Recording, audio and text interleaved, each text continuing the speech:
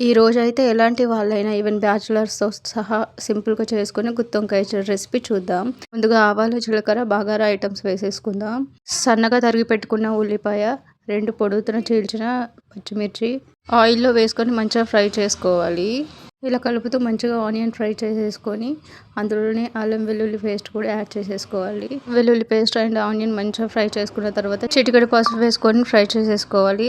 తర్వాత నేను ముందుగానే వంకాయలు కట్ చేసుకొని పెట్టుకున్న ఆ వంకాయలు ఇందులో వేసేసుకొని కాసేపు ఫ్రై చేసుకొని మూత పెట్టేసి ఓ 10-15 నిమిషాలు వదిలేసేయాలి. ముందుగానే జీలకర్ర, నువ్వులు ఆల్రెడీ ప్యాన్లో వేయించుకొని పేస్ట్ పట్టుకున్న అందులోనే 2-3 టమాటాలు వేసుకొని పేస్ట్ చేసేసుకున్న ఆ పేస్ట్ని ఫ్రై చేసుకొని పెట్టుకున్న వంకాయల్లో కలిపేసి కాసేపు ఆయిల్లో మగ్గించేయాలి. అందులోనే కారం, ధనియా పౌడర్ పొడి కూడా యాడ్ చేసేసుకొని కలిపేసుకున్న.